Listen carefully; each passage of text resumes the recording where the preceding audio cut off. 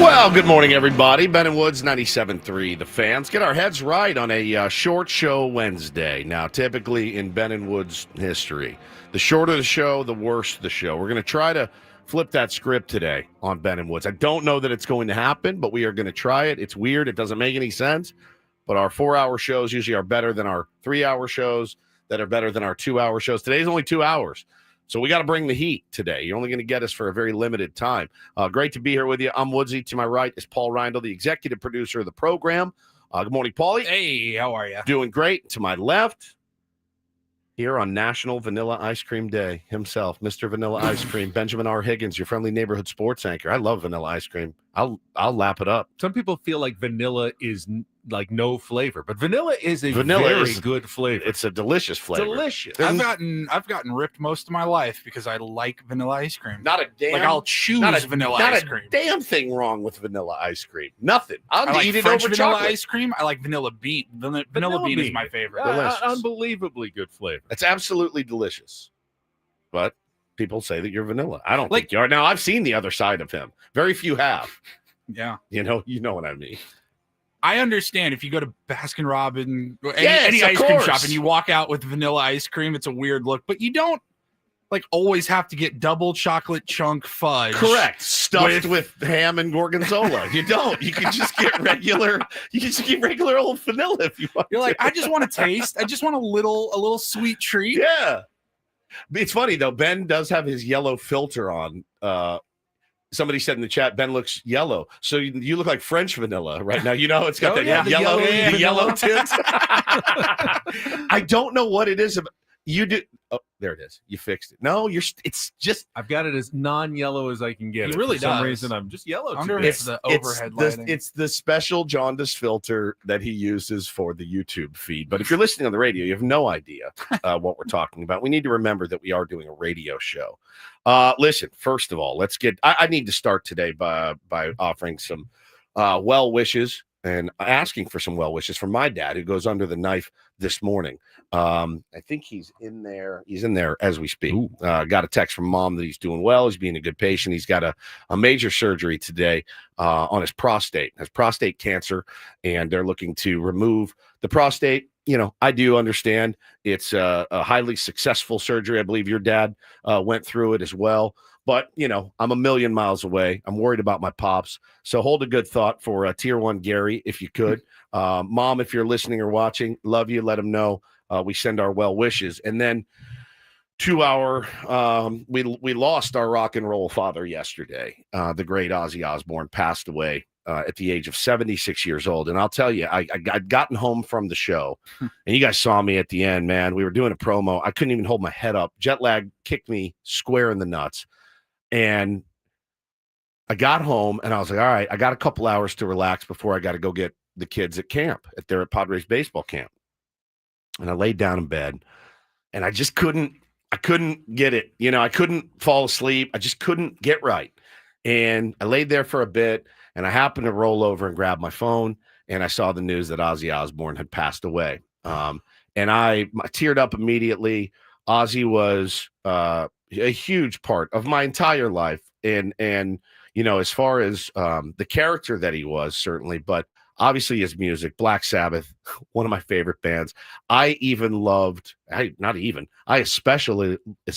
loved Ozzy in his essentially hair metal days back in the 80s, man. Like, it was straight up hair metal, the stuff he did with Randy Rhoads, his solo stuff. I loved that man. And I was thinking about it yesterday. I must have had 15 group chats with, you know, random 48 to 52-year-old men around the country. And, oh, my God, Ozzy. Oh, remember when we did this? Oh, my God, remember the tapestry you had in your room? Yeah, the tribute tapestry that we all had. I was so sad to see this news. Now, again, you knew it was coming. Obviously, it's Ozzy Osbourne. You're surprised he lasted this long. Doesn't mean that there wasn't a disturbance in the force yesterday. I posted something along the same lines. How is it? It's just weird when something can be so kind of expected and you're ready for it, and yet you're still just jaw on the floor like happened. Yeah, man. You said something before the show that kind of stuck with me, that listening to Black Sabbath, Ozzy's music, was one of the battles you'd have with your like mom about what you were allowed to listen to growing up. Big time. I, of course, never had any battles with my parents about what I was listening to because it was usually just sports talk radio. They also liked Pat Boone and Engelbert Humperdinck, and the Love and Spoonful, and Ben's listening to the Turtles again. So happy together. What's that? What were those battles like? Horrible, man, horrible. I'll never forget this. I told this story to my buddy Bauman yesterday. There's a thing we talked a while back about field trips, right? And in Texas, where I grew up, there's a field trip that you take every year. And I want to say it's in 6th grade. 6th grade, you go to the Texas State Fair, which makes the Del Mar Fair look like a meth head's carnival in his backyard. The Texas State Fair it's 40. Everything's bigger in Texas. It's true. I understand. Yeah. It's like 40,000 acres of fair. So going to the state fair was the best. Mom greases you at 20 in the morning when you walk out the door. Okay, get your corn dog, get your Coke, whatever you want. So I go down and I'm on the midway. And I'll never forget it. I mean, it's vivid in my mind. And you play the baseball game and you knock down the Cupid dolls and you win your prize. And my prize was an Ozzy Osbourne mirror. And it was the cover of Diary of a Madman. And it was a mirror. And I won it. I won it with my own money, and I had it, and I held it, and I carried it around, and I coveted it all day, and I wanted to protect it. And I got home, and I was so happy. And my mom said, absolutely not. Grabs it, into the trash it goes. And so I can vividly recall really getting into, heavy metal music at age 10, 11, 12, 13, whatever. And vehemently, like having full-on debates with my parents about Ozzy and how misunderstood he was and how great the music was and how much the music meant to me. And I remember like my mom going in, they would go through my tapes. Motley Crue, that's in the garbage. Ozzy Osbourne, that's in the garbage. And I would be like, dude, I bought that with my own money. And they're like, we don't care. We're not having that filth in our house. It was the satanic panic of the 80s. And it was horrible. It was horrible. And it made me it turned me into that kind of rebellious kid. And of course, you were right. The music wasn't making you go out and commit crimes or anything. But your parents were also simply just wanting to worry about you and wanting the best for you and to be a good person. And no question. They didn't know. There was no scientific explanation about what was going on, but they heard these stories in the news and they didn't want their son corrupted or infected by this satanic music. Yeah. And I'll never forget, man, like the satanic panic, they called it back then. These guys getting on the news and saying, hey man, listen, I just played this record backwards and it says, kill yourself. And it says all of this stuff. And they interviewed Ozzy one time. And the guy says, he goes, listen, you hear it. It's subversive. It says, get the gun, shoot. And they play it back. No. And they play it for Ozzy and he goes, I'm speechless. I'm absolutely speechless. Get the gun. I never said get the effing gun. It's so good, man. And so I remember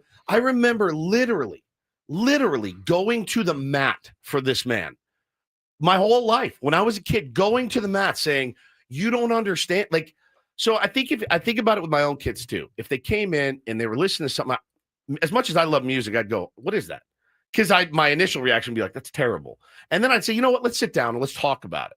Like, what is it about it that you love? Why does it speak to you? All that kind of stuff. We just didn't have a conversation back then. The parents didn't converse with their kids back then. It was, I'm taking this, I'm throwing it in the garbage, and it's over. Right? And that's so what would I do? I would save up $20 more. I'd go to Sam Goody. I'd buy it again. I'd put it in a Foreigner cover, and I'd listen to it on my Walkman. That's exactly what I did. No, that's just Foreigner, right? So Ozzy was everything to me when I was a kid. He was everything to all of us when we were kids. Now, I was thinking about it too, and I said, man, it's weird. I worked with Ben Higgins, who's the same age as me. No, you have none of these experiences. Absolutely zero. Could you name 3 Ozzy or Black Sabbath songs off the top of your head? Crazy Train. Because of the Chargers, yes. And because that's about it, yes. Wow. That's wild to me, man. It's funny, being born in 1990, I've certainly gone and learned to appreciate his music, especially from well before I was alive. But I know him as reality TV mega superstar Ozzy Osbourne. My wife too. Like, I mean, he was a reality TV star that also had a wildly successful music background. Yeah, he used to. You're like, he is the funny guy on television that apparently. I was like, oh, that's the guy. Yeah, I think I've heard of like Ozfest or something. He was apparently in the band that created heavy metal. And what Black Sabbath did in 1968, you got to remember, it's 1968. You're peace, love, dope, right. Like, oh, protest this and protest that. Black Sabbath in dreary ass Birmingham, England decides, let's just become the heaviest, scariest band of all time. And they wrote the theme song to their first record. That Black Sabbath is the name of their band. Black Sabbath was the name of the song, and Black Sabbath was the name of the album.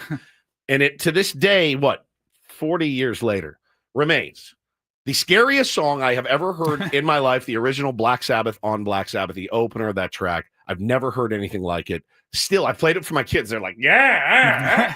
I told yesterday, they both love Iron Man, the song. Taylor knows every word. And he was going to music class yesterday. I go, tell him to teach you Iron Man, because Ozzy died. And, he's been a huge part of my life since I was a little kid. And it was really, really sad to see that news from Ozzy, or about Ozzy yesterday, man. I was so bummed. I know a lot of people were, and the tributes were I couldn't get enough of them. I saw all of his bandmates his former bandmates wrote really sweet messages like, where will I find you now? It was so sad to see Tony and Geezer and Bill Ward, leaving their tributes for him. But he was a force, man. He was the godfather of heavy metal. Had a lot of problems, no doubt, a lot of problems, but I could talk about Ozzy all day. I could talk about Black Sabbath all day. They were everything. Your favorite band, if they play guitar and drums and bass, they were influenced by Black Sabbath. Doesn't matter who they are. So, I saw Mike McCready posted something along like Pearl Jam. Yeah. They're just like, you were everything dude, to us. When every kid my age, every kid listening, if you wanted to be a rock and roll singer, guitar player, the first thing you did, you got your guitar and you learned Iron Man. You find a guitar, I could go hand it to John Flint down the hall, play Iron Man. No. I could play it in my sleep. It's the first riff we all learned. Everybody that I know was like, let's do Iron Man. I was in a band. Of course we did Iron Man. It just, they touched everything and everybody back then. And, I'll never forget the 80s, man. The biting the head off a live bat, biting the head off of a dove. That was in a meeting with like CBS. Yeah, he was in a meeting or something. Do you know the story? No. So he's in a meeting. He's trying to get. He had already done the bat. Right? Yeah, bat was done. That was an accident. He thought it was rubber. It wasn't. He goes, I never thought somebody would throw a real bat on stage. Bites the head off of it. He goes, oh, that's real. Had to get like 20 rabies shots in his belly button. He's like, so that was clearly a mistake. So Sharon, he was in the. But Legend was born.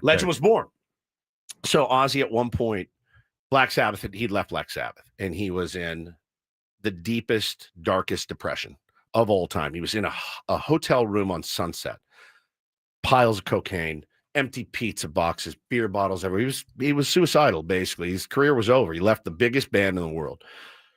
So Sharon Osbourne, who was the daughter of the record executive, came, knocked on the door. Ozzy, you need to get yourself together. You're super talented. I believe in you. My dad believes in you. Let's get it together. Let's get a solo career. We'll get this guy, and this guy will write a record.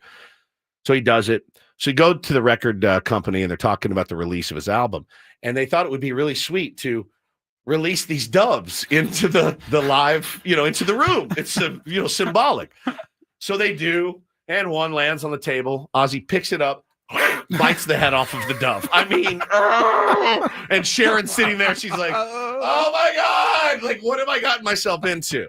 So they fall in love. The rest is history with them. But all these stories come out when you're a kid, and, your parents are like, he urinated on the Alamo. He can't. I'm like, Mom, he didn't know where he was. He had 7,000 beers. Like, he had no idea. He didn't do it on purpose. Could be any of us. So I'm in there fighting.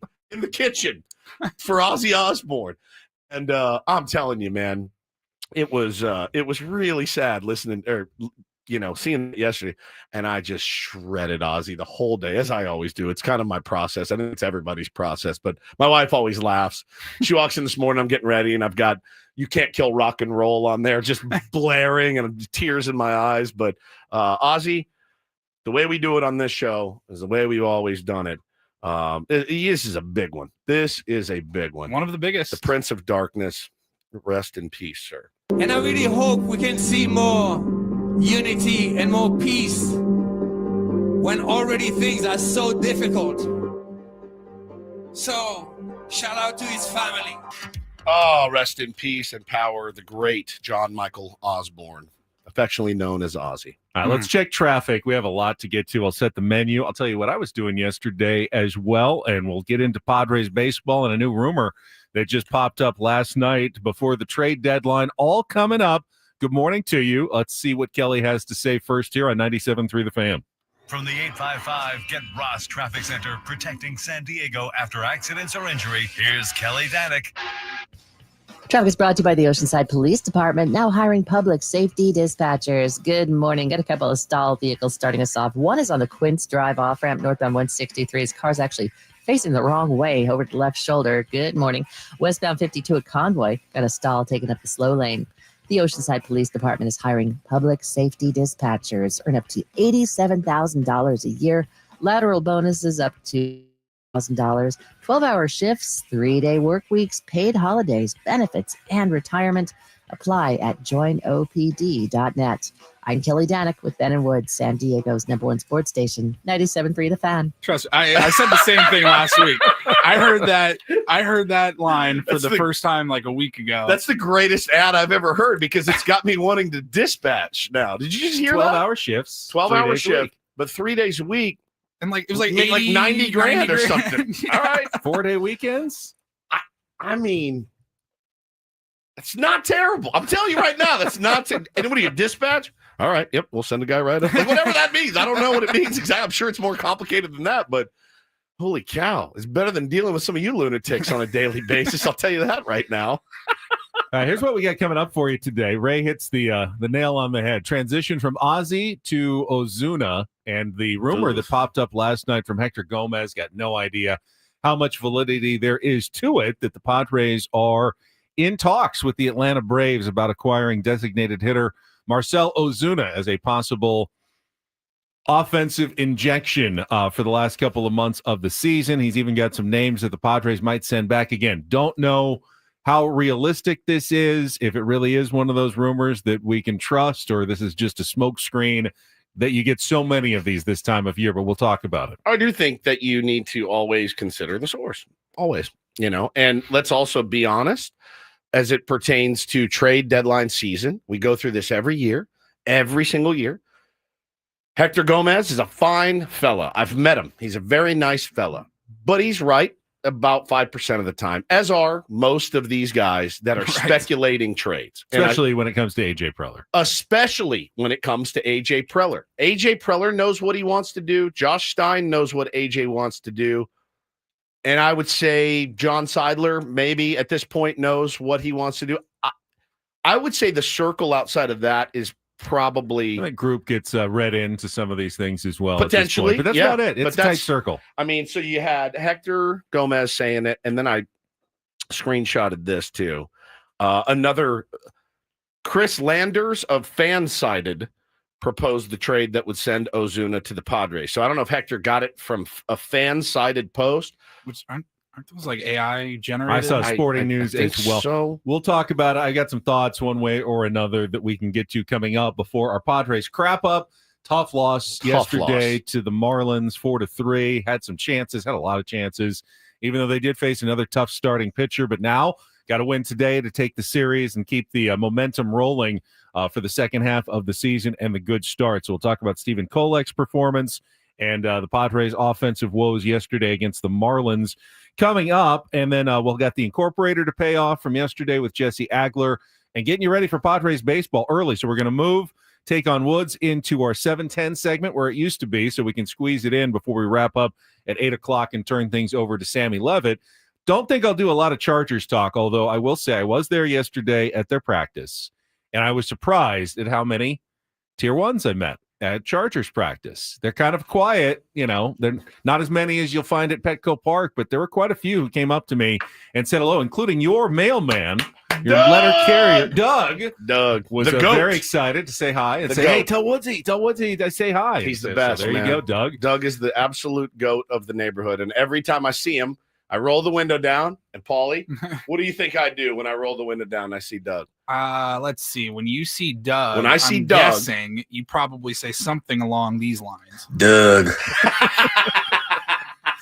Yo, Doug. Josh, what up, man? It's Chad Hanks. This is from your boy Doug. Doug. Every time. Doug outside, and he laughs. He's always got his Chargers hat on as he's stuffing my mail in the deal. I love him so much. Hannah, too. She goes, oh, my God, I love Doug. He's the greatest. Just so you know, I check like once or twice a week on Cameo to wait for Chet Hanks to come back. Yeah, I don't. But you should have an alert set, I know, honestly. I know. I really should. Alert. Because like when he goes back live on Cameo, yeah, we're getting whatever it costs. Whatever it costs. It does not matter. By the Doug. way, did we ever tell Woods what we wanted to do for his birthday? That We did not. It fell through. We paid, we requested. What? She didn't come through for us. We'd submitted it. She's live on Cameo. You're joking. Who? And we had submitted a video request, and then she never got to it. It got canceled. We were gonna get you a video, a birthday shout out from the woman who originated. Can I get a oh yeah? Oh yeah. It's going through some of her some of they show the She other turned us down. They show the other cameos that they've done recently, you know, and she's leaning heavy into the Boston accent and the Boston woman thing. I'm glad you didn't, to be honest. Well, what were you going to pay? Or how much did you pay? It's like $80. Yeah, that is $78.50. Probably too much. That's true. She charges $80 for a cameo. We charge $69 for a cameo. We don't get many of those requests anymore. Which is why we charge $69. Yeah. We do not want to be just cameoing all day long. So, by the way, oh God. By the way, shout out to the older gentleman Chargers fan that I ran into yesterday who seemed very excited to see me with my camera covering the team, and then decided to go on a rant about sports talk radio in town, saying that the hosts at 93.7 all hate on the Chargers way too much. They are terrible. Yeah. Also, I never listened to 93.7. Also, don't give Aaron Rodgers a fair shake. So, yeah, just that was his overarching take on the state of sports radio. Is that station? Are they in this building? Like, well, no, I don't know. When you listen to 93.7, that's what you're going to get, bud. So that's why you want to listen to 97.3. While, and I said, you do know I'm the morning show host at that station, and he goes, kind of. Oh yeah, I do. Yes, definitely. No, you're fine. You're good. Excellent. No, I like you. I like you. You're good. It's your partner. So no one hates the Chargers more than you, which is hysterical. So I literally am so ambivalent and could care less. I don't care. All right, we will get into Padres baseball, the Ozuna rumors, and yesterday's 4-3 setback against the Miami Marlins. We'll do that coming up next on San Diego's #1 sports station, 97.3 The Fan. Gambling problem? Call 1-800-GAMBLER. GEGE 000-466. For a full list of games and rules, play at 7 Mile Casino. Visit 7milecasino.com. Early game today. You may have nothing to do on a Wednesday evening. If you're looking for plans, scheduling a little trip out to 7 Mile Casino. Play some California-style blackjack, Texas Hold'em poker, Pai Gow, or Baccarat in San Diego's closest and best card room. Yeah, I wouldn't even call it a trip. It's so easy to get to, just 7 minutes from downtown. It's more like a jaunt, just a quick jaunt out to 7 Mile. You can get a great lunch out there, great dinner, and, of course, sit down, play some California-style blackjack. Promise you, you're going to have a good time. Really clean environment. It's a smoke-free environment, too. Great people. But, again, the proximity to downtown, fantastic. Just 7 minutes. So the food at Sammy's is fantastic, whether it's the regular menu, Sammy's wood-fired pizzas, pastas, and salads, at the 24/7 players menu with Asian favorites like my beloved Kung Pao chicken all day long, or the weekend brunch, best in the South County on Saturdays and Sundays from 9 a.m. to 3 p.m. Enjoy it on the patio. Enjoy it with the televisions in the bar there. It's just a spectacular spot. Check it out today, 7 Mile Casino, just 7 minutes from downtown.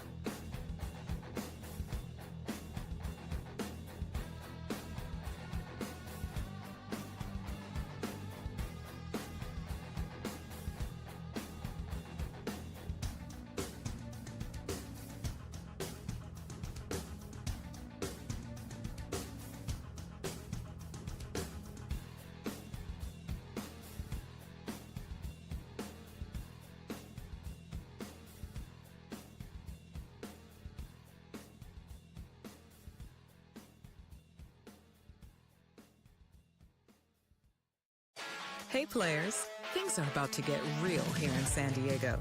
Introducing the all-new Hamul Casino Resort. With a 200-room hotel tower, exciting new eats and drinks, plenty of new places to play, and a luxe spa and salon. Hello, rooftop pool and deck. It's where players can play their hearts out and enjoy all the perks that come with it. It gets real this summer at the all-new Hamul Casino Resort, the players' place.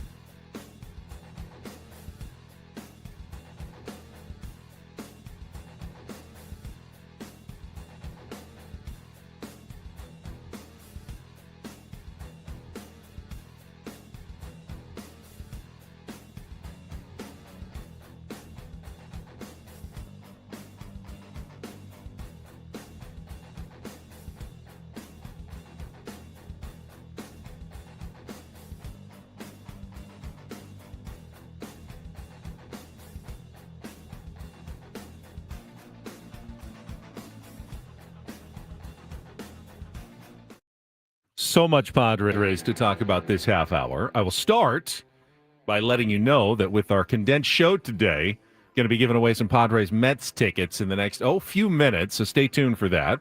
I will remind you that we've got our manager's report with Mike Schultz coming up this Friday at 9 a.m. here on Ben and Woods, refreshed by Eco Water SoCal. Try alkaline water for just $9.95 a month. Eco Water SoCal, keeping it soft since 1925.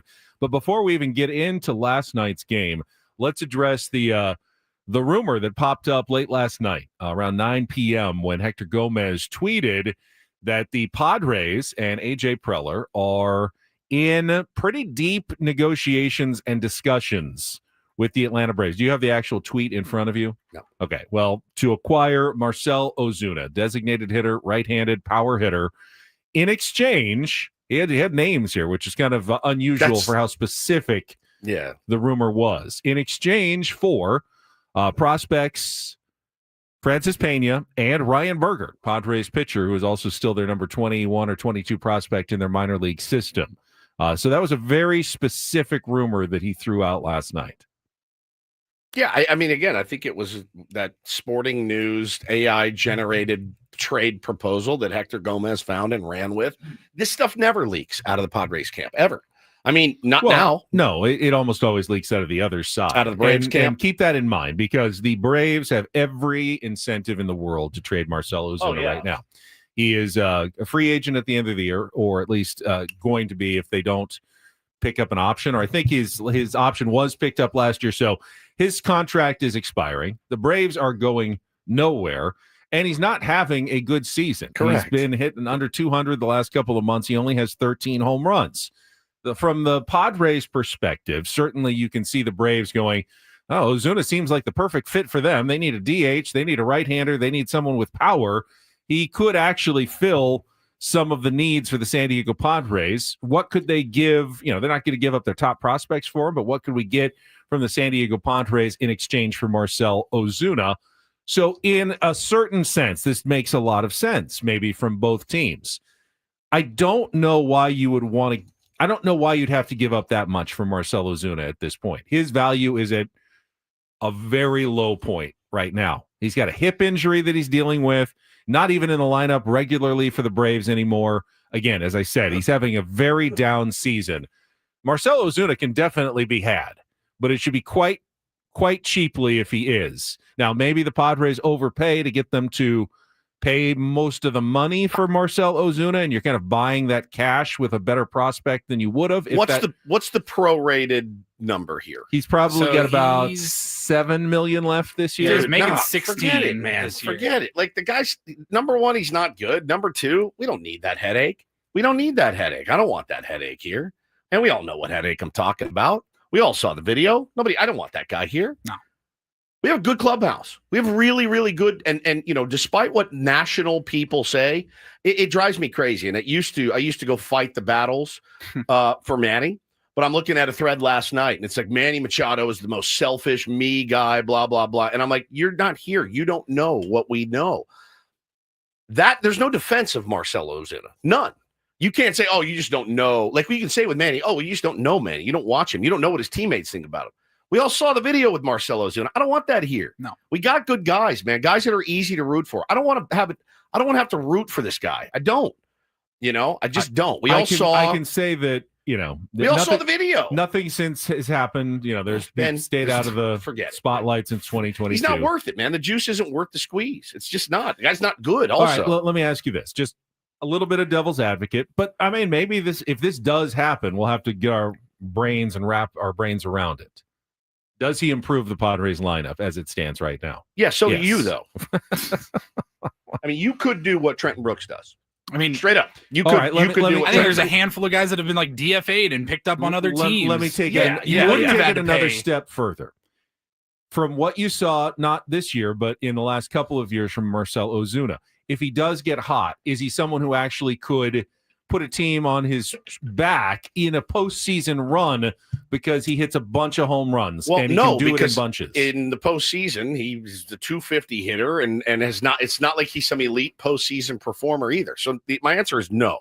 The answer is can he improve our team? Yes, but it's not like he's the only guy that can improve your team. You got a lot of guys out there that are right-handed, that are better, they're in better shape, and are not going to cost you. Like, it sounds weird to say, because typically I'm not the prospect hugger guy, but I really like Ryan Bergert. And I know the organization really likes Ryan Bergert. I talked to Fritzy, Ryan Bergert. Yeah. He's like, bro, I love this kid. He's a dog. Straight up. If you're going to move him, I don't want it to be in that deal. In that vein, right? Yeah. And then Pena there's a lot of upside to Pena as well, too. So honestly, man, I think again, for me, the juice isn't worth the squeeze. If I'm going to move a Bergert and Pena, it's going to be for somebody without a degenerative hip with a long police record of, beating up his wife. I just think it's, don't ask the fan base to have to make that decision. Don't ask the fan base to have to wear that one. He's not that good. He's not that good. And that's a bummer that we as fans have to, you have to justify and things with yourself sometimes. And because there's absolute scumbags on damn near every team in professional sports, and you reconcile it with yourself, and I'd almost rather take a chance on Luis Robert. In a heartbeat. Not even close. In a heartbeat. Overpay or pay that much for Marcell Ozuna. I was thinking about it, and I'm sure there were a lot of fans. If you let yourself go there and you think, all right, what if this happened? Like, I don't want to root for that guy. Correct. And you say that, and I say that, and I believe that, and I feel that. Until you're at a playoff game and he hits a 3-run home run, and you're like, we've all done it, bro. This is weird. I don't like. We've all done it. Every one of us, every person listening has made a moral exception for the guy wearing your laundry. Mm-hmm. I see Braves fans doing it all the time. There's one in particular that rides for this guy like it's his brother. All right. And I see it and I go, hey, man, I'm glad it's not me. I'm really glad it's not me and I don't have to do it. I'll defend Manny Machado to the death. Why? Show me his police record. Show me him beating the crap out of his wife. Show me. You can't. The guy's a nerd. He goes home and hangs out with his wife and kid. Doesn't go out, doesn't pop bottles, doesn't do anything wrong. Honestly, you can question him on the field when he was 19 years old, throwing a bat at somebody, grazing somebody's ankle. Absolutely. BFD. I see worse stuff than that in the big leagues every night. I got no problem defending guys on our team because they haven't done anything. But, man, you bring this guy in, and now you're going, all right, so here we go. Here we go. Plus, he's not good, and he's falling apart. A degenerative hip is like the last guy I would want to trade for. And I know he's just a DH, and he just needs to get 4 A swings off a day. But I don't want to give up that for that guy. And he would have been by far the best hitter coming up in the 9th inning with the tying run at second base last night. Oh, absolutely. The Padres had him. Absolutely. There's no question. But, you have to – there's other players out there that you can get that are going to be, they're going to be as good, if not better, than a Marcelo. I agree with that sentiment. All right. And JW, listen, bro, I'm the biggest second chance guy there is. Okay. I've had million chances, been arrested, got in trouble, the whole thing. That being said, that's kind of that line that I won't get past. If you grew up seeing it, it's hard for you to get past. To say, yeah, it's cool. It's cool. Okay, people change. Yeah, I understand his wife didn't leave him. That happens all the time too. And it's just a bummer. Don't make us go, don't make us go in there and have to justify this. I just think it's unnecessary. I've got one more thought on not just this rumor, but all the rumors that you hear about AJ Preller at the trade deadline. First, though, I want to give away these Padres tickets. Again, a short show today, so let's do it early. We've got 2 tickets for next Tuesday's game against the New York Mets. It is the Sandless Beach Towel giveaway night for the first 40,000 fans. This is July 29th, next Tuesday. Be the 6th caller right now at 833-288-0973. 6th caller, 833-288-0973. You can go to Padres.com/giveaways to get more details on next week's Padres Sandless Beach Towel Night. You hear a lot of these rumors, and the reason that they seem very realistic for a reporter like Hector Gomez, because, again, you're right, he's a good guy, and I don't think he's trying to mislead fans. AJ Preller might have 9 irons in the fire, and the GM that he's talking to may think he's the one. Like, oh, AJ is so into me, we are so close on this deal. But there's 8 other GMs who are also thinking that. So when you get the story from the other side, they'll say, AJ Preller's been really hot and heavy on this player. I think we're close to a deal. Yeah, if you want to throw that rumor out there. But there's probably 9 other GMs who feel that way right now. But that AJ is seriously talking about one or multiple players with their team and could tell Hector Gomez the exact same thing. Absolutely, man. But again, it doesn't hurt Hector Gomez's credibility. Nobody's credibility is harmed anymore. Nobody. No, there are 0 repercussions for saying, I'm hearing that the Padres are close to acquiring Shohei Ohtani. AJ Preller has called Andrew Friedman about Shohei Ohtani, and they are working towards a deal to trade Ohtani to the San Diego Padres. That's just what I've heard. The Dodgers going to be eating a lot of They're eating a lot salary. Of the we're actually going to get him on a pro rate. It's going to be like $300,000 for the rest of the season. So it doesn't hurt anybody's credibility. Nothing I don't get arrested. I don't get spanked when I make a dumb comment, right? It doesn't hurt Hector to tweet that out. It doesn't hurt anybody. None of these guys. Once it's the only thing you can ever believe when it comes to this week is when Jeff Passan tweets it out. That's it. You can't believe Shohei to the Blue Jays from the guy in New York. You can't believe anything until Jeff Passan himself tweets it out. The deal is done. We need to get to our Padres crap up because there's already a lineup for today's game out. That's how quickly this game is going. Flush that one. We'll get to that right after a check of traffic here on 97.3 The Fan. From the 855 Get Ross Traffic Center, protecting San Diego after accidents or injury, here's Kelly Danick. This game day traffic report is brought to you by Crystal Geyser Alpine Spring Water. Got a stalled vehicle on the Quince Drive off-ramp, northbound 163. His car's facing the wrong way over to the left shoulder. Stall was cleared on West 52 near Convoy. What makes Crystal Geyser Alpine Spring Water different? They always bottle their Alpine Spring Water less than miles from the spring source, and all of their bottles are made with 50% recycled plastic from their own recycling plants. Crystal Geyser, bottled at the spring source. I'm Kelly Danick with Ben and Woods, San Diego's #1 sports station, 97.3 The Fan. It's a shame if they lose. You got a problem.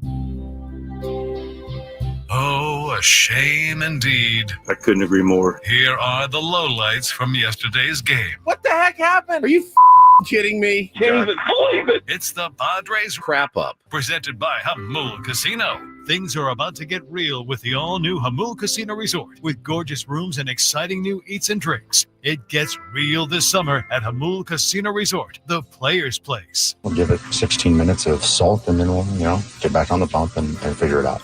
2 down for the catcher, Agustin Ramirez. He swings at the first pitch, tops it towards third. Manny charges, bare hand, throw to first, gets through Cronenworth, bounces up the right field line. Lopez is rounding third on his way. Cronenworth gets to it, throws back to first, and the Marlins take a 1-0 lead. How it ended up. Stowers rips one out towards right center field. He's found a gap. Another extra base hit for Kyle Stowers. Ramirez rumbling around third. On his way, Iglesias' relay is up the third base line. That gets through Maldonado. Stowers ends up at third, and the Marlin lead is 2-0. Kick and deliver, and a hard hit liner into right field. That is a base hit.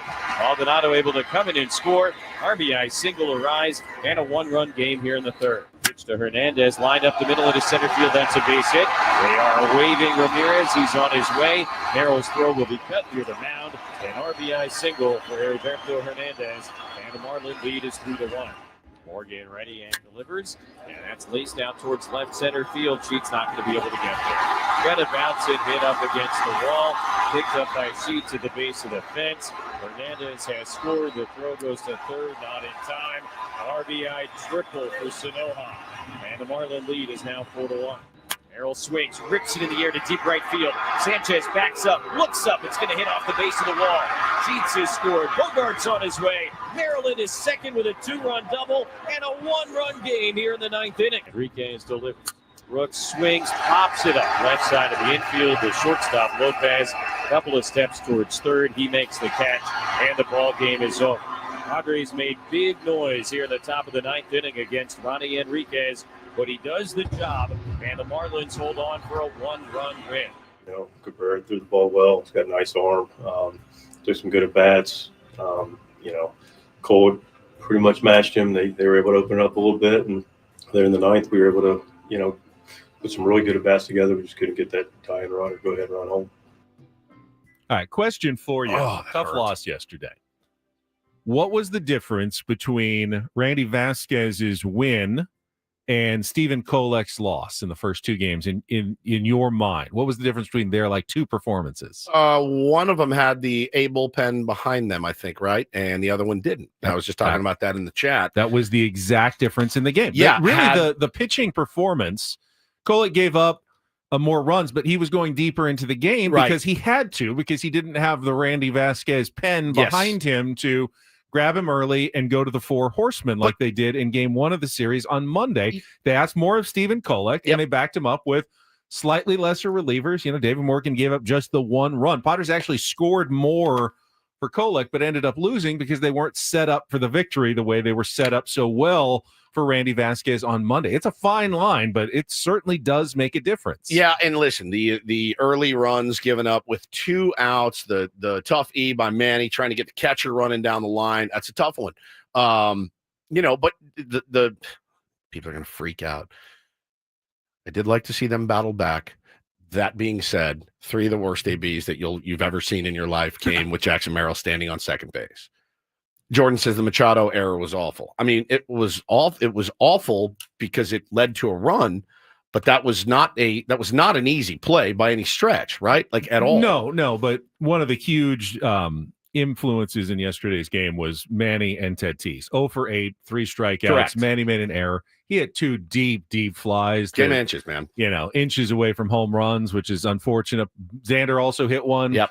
Almost 400 feet, exact wrong spot in the ballpark. Padres didn't catch many breaks in that game yesterday either. Don got me a few times yesterday. I thought a couple of times, ball was absolutely yacked out of there. Didn't go. So it sucked, man. And I'll tell you, to battle back like that in the 9th inning, and then to have a runner on second base and nobody out is really tough. Crony with a really, really tough AB there. Got to get that ball to the right side. You got to find a way to get that ball over, get that run in.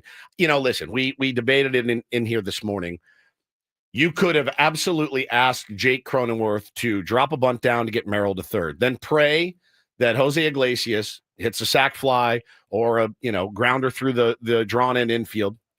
That kid slider that was going against them, somebody asked earlier, well, I would have rather seen Maldonado. He's been hitting the ball well.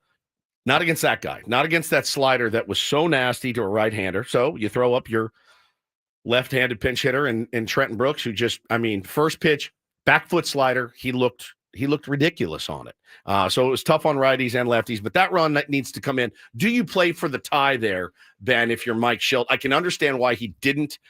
In hindsight, though, you're like, well, you lived to fight another inning at least. Maybe push it to extras and try to beat this team, get the top of the order up. I think Mike Schilt played it correctly, because if you play for the tie and you get one run, yes, you're still alive, but then now you're dipping maybe into your 4 horsemen for a second straight day, which is going to burn them for this morning. You tried it, you lost, you move on. If you can win it there, keep the rally going, get 2 runs, win it. That's the best possible scenario. It's worth going for. I think it's worth letting Jake swing away, knowing who's behind him in 8-9 as well. Probably not going to get a home run from either of those guys, but you might get one from the Crone zone. I'm okay with letting him swing. It was, though, an unfortunately ineffective at bat. So, not being able to at least pull it to the right side and give him a chance to move over. Let's take the Wayback Machine. Let's go back in the DeLorean, fire it up to 88, go back and let's replay that in our minds if maybe I'm managing or you're managing. So you could absolutely tell Jake Cronenworth, hey, get Jackson over to third. So he does. Then you could have pinch hit Tyler Wade, who could have absolutely safety squeezed him in if you weren't confident on him, being able to square that slider up to hit a fly ball. You could have safety squeezed him in. And then your tie ball game, 2 outs with Maldonado coming to the plate at that point. And you say, all right, you can hit. And then we're going to turn it over to the top in extra, or if we get to extra, right? If you get to extra, fastballs there, but that's another. But of course, winning in extra innings on the road is a dicey proposition because you've got, you have to go first. And it's tougher with the runner on second when you're not at home. So yeah, no doubt. Again, if you're firing up the time machine, it's a lot more fun to play the game after it's over. You go, well, I would have done this. I can see why he didn't. I hated that loss. It's good to see them get something going there. Good to see Xander, get that kind of clutch knock. Good to see Jackson Merrill get a clutch. Again, the ball Jackson Merrill hit missed by how much? 3 feet? Yeah, from going out. I thought it was gone. That's Jackson Merrill's 3-run homer late. That they haven't gotten from Jackson this year. One of the small differences. Again, I was pissed I did Pete Fairbanks. I was pissed for 16 minutes, and then I got back on the bump, and they're going to get after it this morning. I did think that Stephen Kolek, impressed me. Guy can get a double play. He's only made how many starts, and he already has 15 double plays, most in Major League Baseball. That's crazy. Guy's a double play inducing machine for the San Diego Padres. So, he came up, a little surprise move as well. We can talk about it with Brian Hoeing getting sent down to the minor leagues. The 9th inning, though, wasn't the only time the Padres were unable to get a runner home. I want to talk about that and how it may be impacting today's starting lineup, and a kind of half payoff of the Incorporator with Jesse coming up next year on 97.3 The Fan.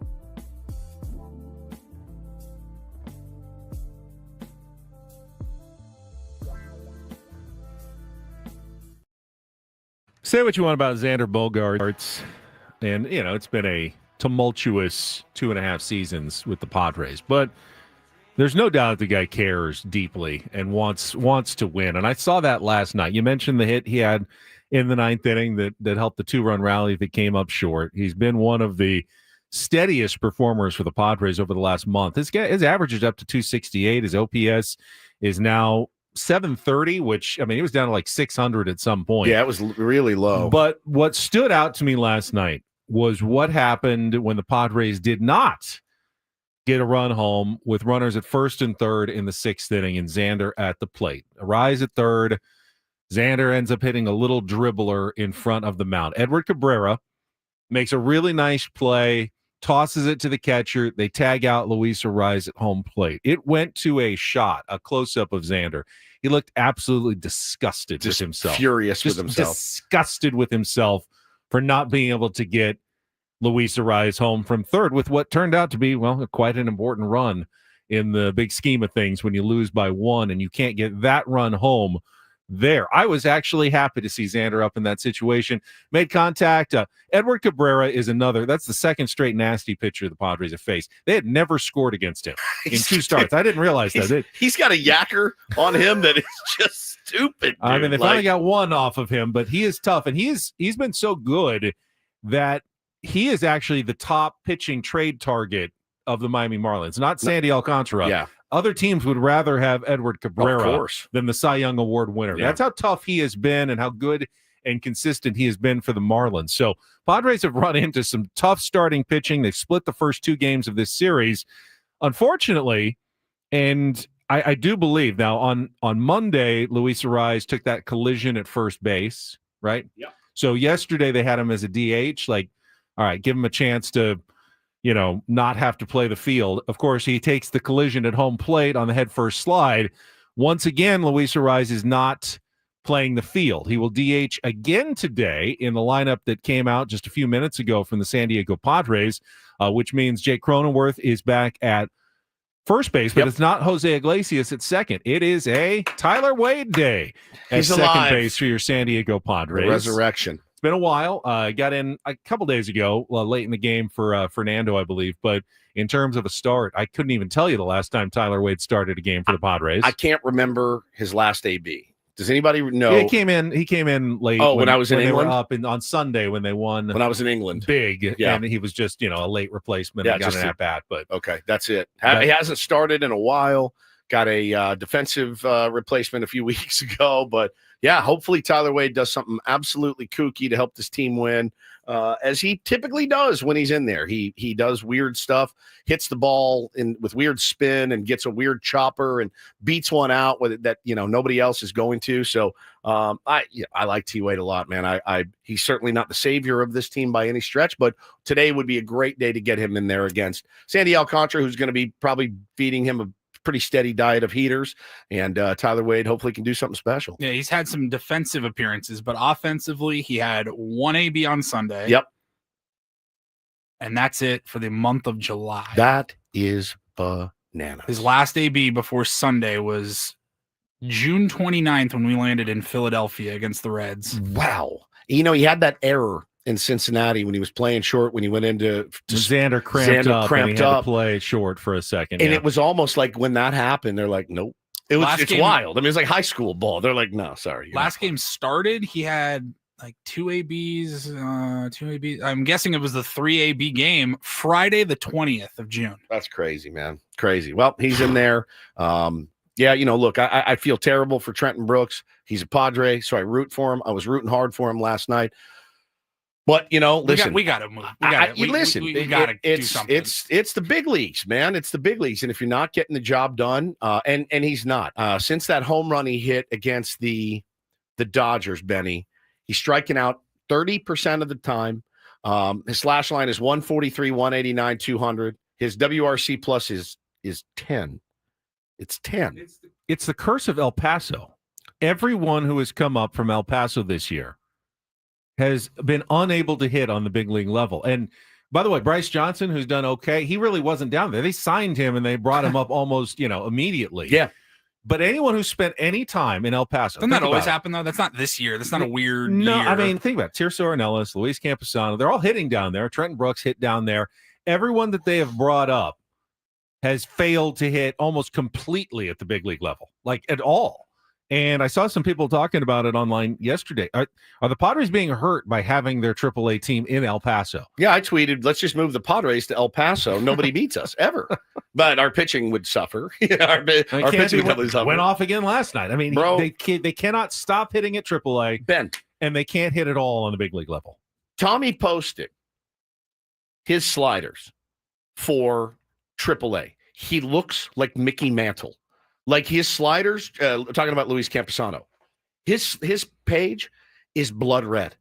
Every slider is at 90 plus blood red. He looks like Mickey Mantle in AAA. Honestly, like he is a true Crash Davis catcher.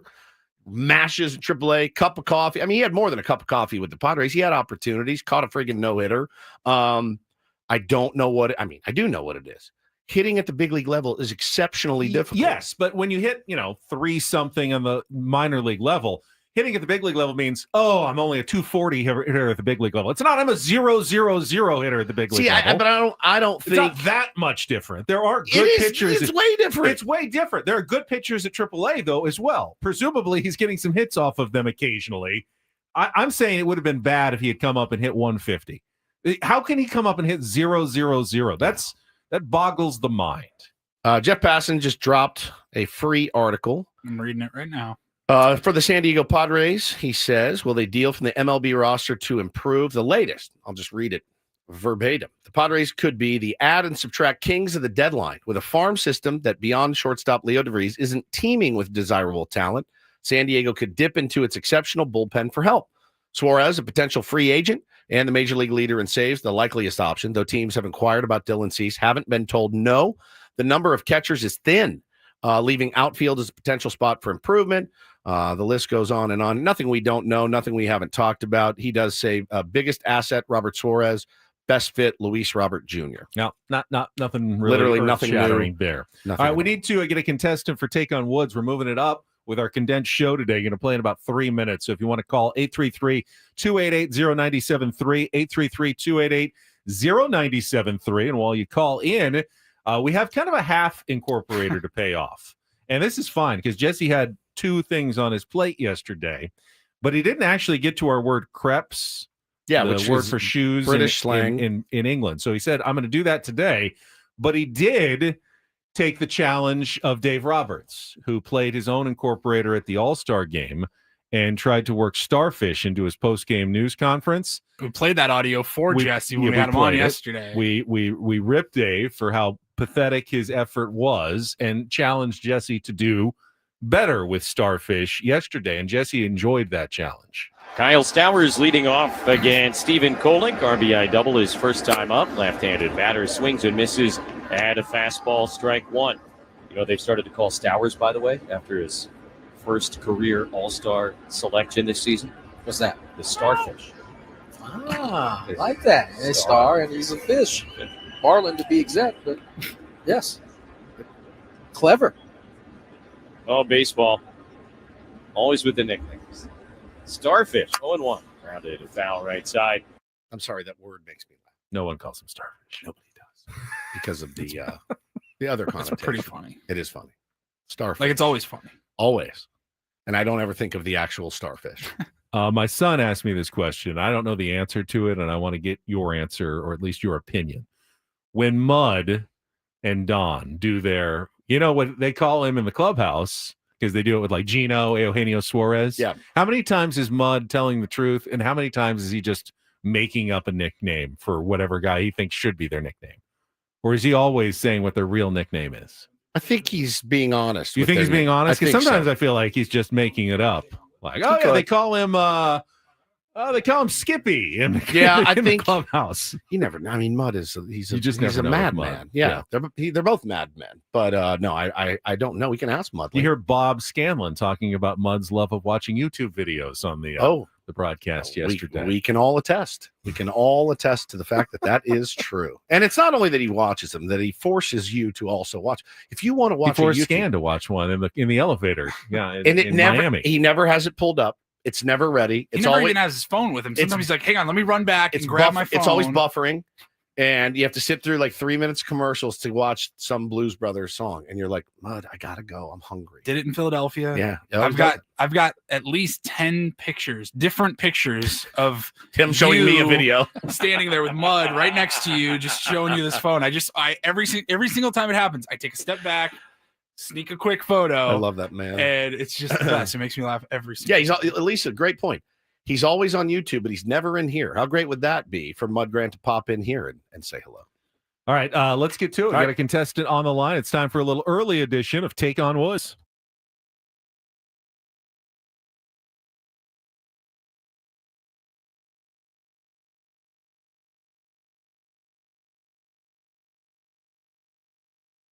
Show's like one of those bullet trains. You do not have time for a stop. It is an express. We go right to Take on Woods. It is brought to you by Bay Alarm, security and fire alarms for every business. We got you, and we got Lucas in Poway. Good morning, Lucas.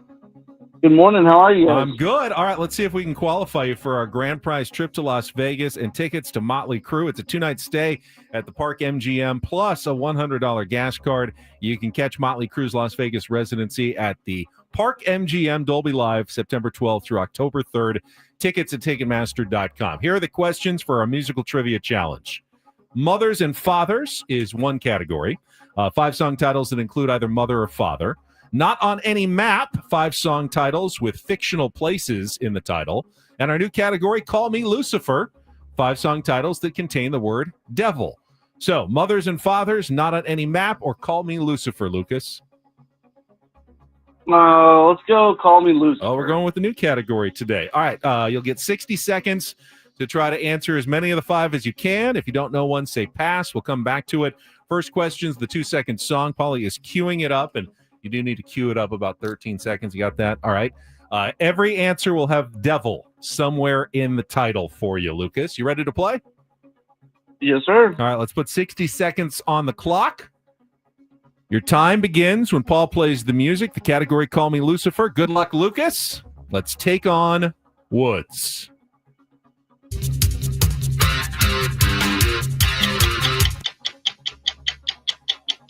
Pass. Johnny wins himself a fiddle made of gold in which 1979 hit by the Charlie Daniels Band.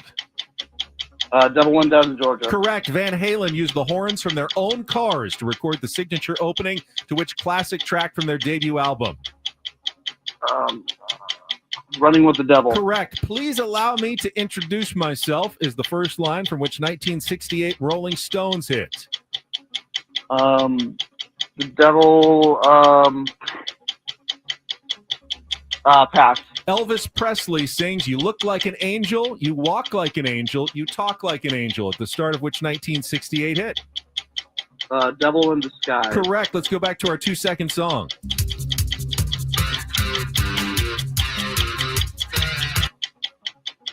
Pass. Please allow me to introduce myself is the first line from which 1968 Rolling Stones. Oh, we're out of time. We got 2, right? Devil Went Down to Georgia and Running with the Devil. The other 3, the song was Devil Inside by got Devil in Disguise. Oh, yeah, and he got Devil in Disguise. So we got 3. And then Sympathy for the Devil. 3 is good. I think this is one Woods is going to be able to take care of. We'll see. All right, Woods comes back in. Lucas's score is locked in. Woods doesn't get the category, makes it a little tougher. All right, 60 seconds on the clock. Woods, your time begins when Paul plays the music. Good luck. Okay. Let's take on Lucas. Devil Inside by INXS. Correct. Johnny wins himself a fiddle made of gold in which 1970. Devil Went Down to Georgia. Correct. Van Halen uses the horns. Running with the Devil. Correct. Please allow me to introduce Sympathy for the Devil. Correct. Elvis Presley sings, "You look like an angel, you walk like an angel." Devil in a blue dress? No! Devil in Disguise. Oh, idiot. What an idiot. You still won 4-3. All One of right. the fastest games ever, but maybe a little too fast. You look like an angel. What's Devil in a Blue Dress? Is that even a song? It Or is Devil with a Blue Dress on? but that's not the title, I believe, of that song. Oh, all right. What is that song? Devil with a Good golly, Miss Molly, Devil with a Blue Dress. Yeah, it is. It's Mitch Ryder. Mitch Ryder. All and right. the Detroit Wheels. Could have put that one in there as well. That's all right. You did get the category. They'll Call Me Lucifer. Yeah. Yeah, Call Me. Oh, perfect for Ozzy. It was. I didn't have any Ozzy songs in there. I had the category written before. My Ozzy name is passed it. Lucifer. Please take my hand. Oh, I miss Ozzy already so much. Lucas, thank you for playing our game. Feel free to try again. You were an able contestant, but Woods got you this time. Good job, though. 3 is good. 3 It's is always solid. very Solid score. All Man, right, I love running with the devil. Woo. All right, we got to go from one thing to the next here because Don't Do This is coming up in our next segment. I wanted to play some audio, and I should probably send it to Paulie right now so that he can load it. Probably. Did you guys hear Aaron Boone yesterday? I did not. Aaron Boone v. John Boy yesterday, and it looks like, we talk about Shilty, right? Let's compare and contrast. Our manager is always pretty calm. This manager sounds like they are a sinking ship right now. It is crazy, crazy Aaron Boone audio. I'll play it for you next. That is coming up after a check of traffic. More Ben and Woods on the way on San Diego's #1 sports station, 97.3 The Fan. First, though, I want to talk about SDFatLoss.com. Their huge summer sale is going on right now. There's really no excuse not to get the program started if you've been looking to lose weight. And I was for a long time. I tried other programs. Nothing really stuck. Sometimes I lost the weight. Sometimes I then gained it right back. With SDFatLoss.com, I not only lost the weight fast, 40 pounds in 60 days, but I've kept the weight off for 2 years. Changed my life. It can change yours as well. Get 20% off right now when you set up your free consultation at SDFatLoss.com. You'll talk to one of their great counselors. It's a doctor-developed program that really does help you lose that weight fast and sustainably with no prepackaged meals, no injections, of course, no surgery. This is about eating real food from the grocery store, stuff you eat anyway, like I ate a lot of chicken and steak, some vegetables and fish. You can do it as well. Lower your metabolic age, and feel better. Pain, back pain, knee pain, such a game changer for me. It can be a game changer for you as well. Just take advantage of the huge summer sale right now. Set up your free consultation before August 1st by going to SDFatLoss.com. That's SDFatLoss.com. Results may vary.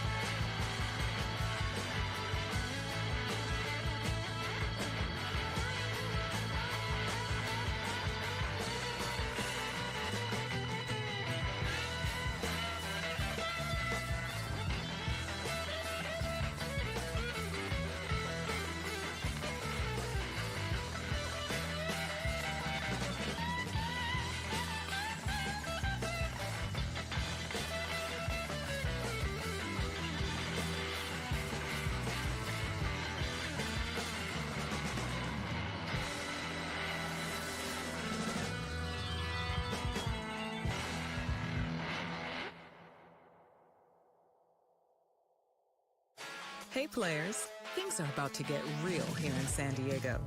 Introducing the all-new Hamul Casino Resort. With a 200-room hotel tower, exciting new eats and drinks, plenty of new places to play, and a luxe spa and salon. Hello, rooftop pool and deck. It's where players can play their hearts out and enjoy all the perks that come with it. It gets real this summer at the all-new Hamul Casino Resort, the players' place.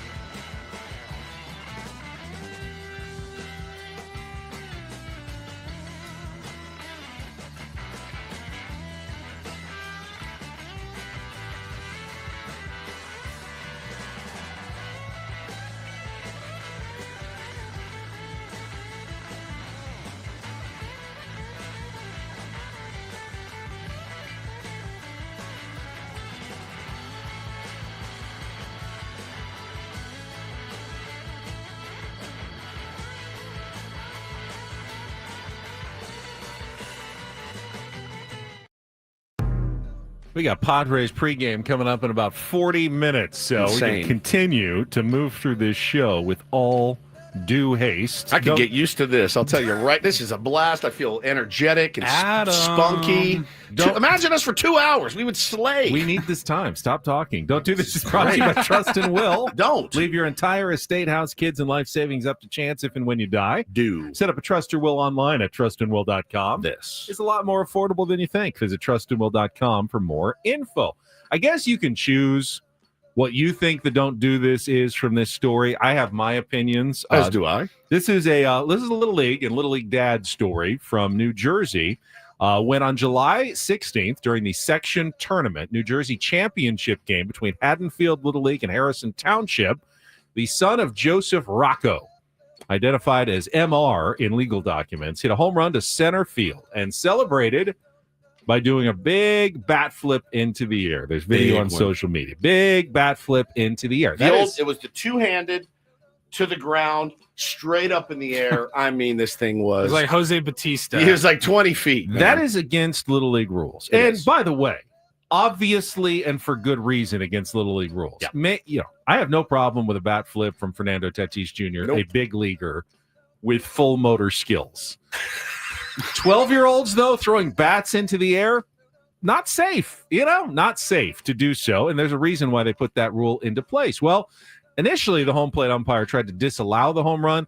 They eventually allowed the home run just to the kid from the game. But, of course, being ejected, he's also suspended from the next game, which is now a huge another championship game. And I think that don't do this here, though, is his dad, Joseph, has sued to try to get an injunction to keep the suspension from being enforced. Paulie, the video you put up is the old one. They did a side-by-side of one from many, many years ago that had something to do with Todd Frazier. I don't know what it was. There's a new one from 2 days ago when the kid flipped it. There's a new one. That one's old as hell.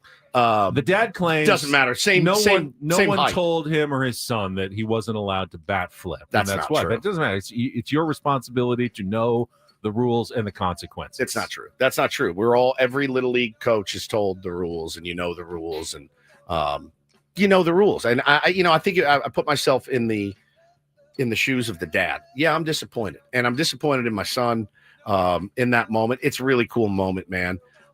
But I'm not going to go draft a lawsuit to get him to be able to play the next game. I'm going to sit my son down and I'm going to go, hey, man, you absolutely tanked that thing. It was awesome. Great job.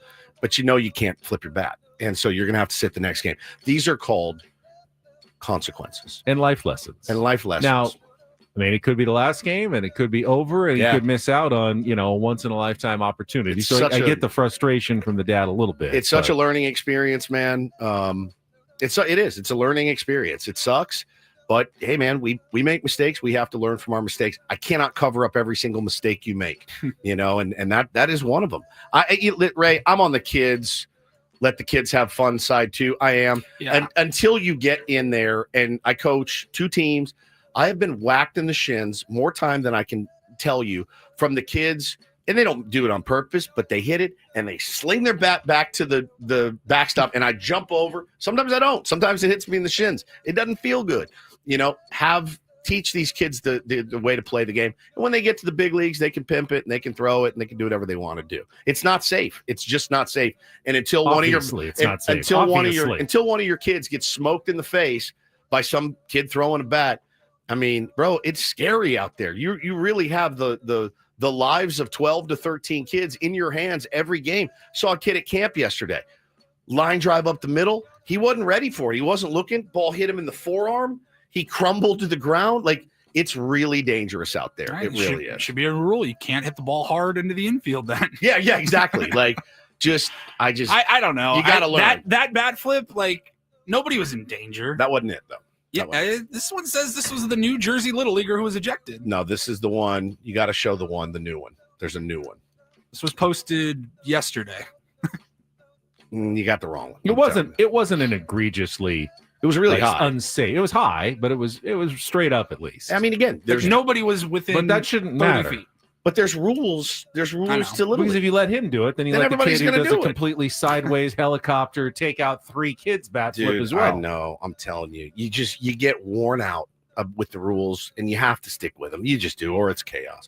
Speaking of chaos, I think things may be going sideways in New York. This was crazy. This is crazy audio, right? John Boy talks to Aaron Boone via Zoom. I think every week, maybe every other week. I'm not sure what their contract says, but sits down with him and they get into it a little bit. And is it refreshed by Eco Water? It's refreshed by Eco Water SoCal. I don't know. But listen Eco Water Northeast. Do you listen to this audio and tell me, does it sound like Aaron Boone's cracking up a little bit? Yeah. Okay. So Vladdy diving means they wanted it more last night. No, it doesn't mean that, but it's like that it's like that visual then to the post games of it's July. There's a lot of season left when you're 2/3 of the way through.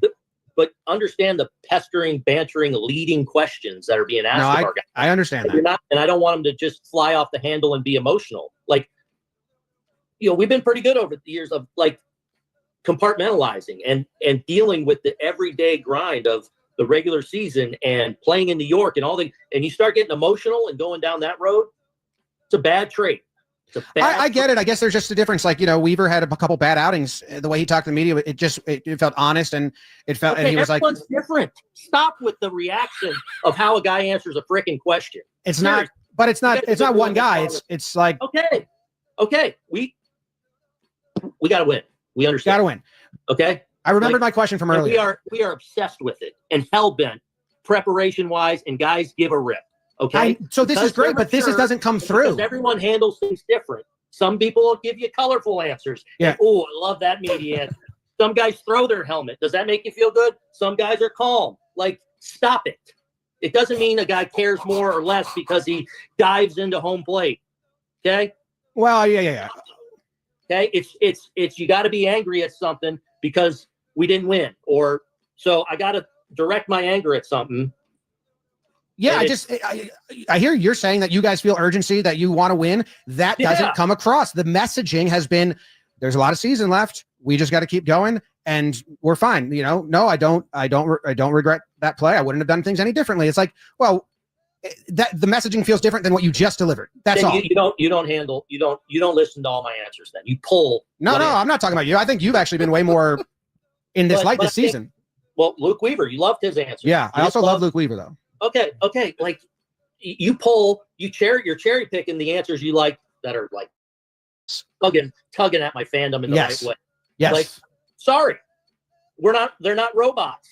Well, yeah, that's what I want. Yeah. I want more non-robotic answers. I don't care what you want. Oh, God. All right, well, I'm just letting you know. These are answers of pestering everyday questions. I want our guys in a good, like, boom, we are locked in. When it's shitty. Oh, when it's sorry. really good. The one and all in We can end it there. He's the pressure feels like it's getting to him a little bit. I It's think great I audio. think Aaron Boone's kind of right. In terms of not every player is going to give you, like Manny Machado is going to be pretty calm after every loss. And we've seen Padres fans sometimes get frustrated by it. And Aaron is defending his players, the ones who really need to not get emotional in order to make it through the season. And that's great. But I heard a lot of 2023 Padres in that answer. 100%. It's still early. Don't worry. We're going to get there. It's going to be okay. It's a long season. How many times did we hear that in 2023? Now, they're better off than the Padres were in 2023. And I think about it all the time. What is really the alternative for a skipper to say? Skippers don't come on and rip their players anymore. They just really don't. Those days are kind of gone. And I guess I understand it. Big money machine. You don't want to piss off these high price players, et cetera, et cetera. But man, I had an interesting thought, and I wanted to run it by you guys in the tier ones as well. Do you think a team would play better with, let's say the media and the team all got together at the beginning of the year and said, you know what? We're not going to be in the dugout. We're not going to be in the clubhouse. We're not going to come down. We're not going to shove a camera and a microphone in your face for the first 90 days of this season. See how you guys do. Do you think a team would play better or worse without constantly, so what were you looking for on that pitch? Or so what happened there in the seventh? What do you think about that? I'm not saying you should do that. No, I wondered, it's a good question. I think that the team might actually play a little bit better when they didn't have to constantly answer like questions after every game. They could be a little more focused, a little less worried about what the outside noise is. I promise you, though, after a week or two, they would be itching to give their side of the story and talk a little bit about what's going on. They would miss the opportunity to at least explain themselves a little bit. I agree with you. I agree with you. Be clawing at their I need to talk to a reporter about something. I need to tell them what's going on here. You just did a full, what do you call it? Just a full blackout. Media blackout. Media blackout. Say, you know what? We're going to write the story as we see it on the field. We're going to read your body language. We're going to watch you in the dugout, but we are not going to be in the clubhouse. But immediately, players would look at the story the next day and go, That's not what happened. I want to talk to the media. Yeah, I need to explain myself. They totally got this wrong. The reason we ask these questions, usually, hopefully, as media, is so we get a better understanding and we can present a more accurate, honest picture of what's going on to fans. That's why we do this every day. But you heard him say, we hear all your leading questions and all the questions. It's got to be tough. I'm sympathetic to it. I would absolutely hate a camera shoved in my face every single day after every single show. Why'd you do that? Why'd you interrupt Ben? Why did Ben do this? It would drive me crazy. So I do get it. Listen, I'm making an exorbitant amount of money to answer those questions every day. But I just popped in my head all right, what if the media said, you know what, Aaron?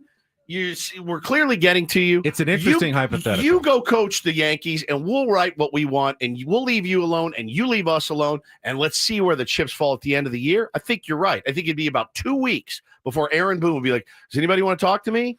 Aaron Judge and, Ben Rice are like, I got to talk to somebody. I think they'd lose their minds coming in the clubhouse with nobody standing there.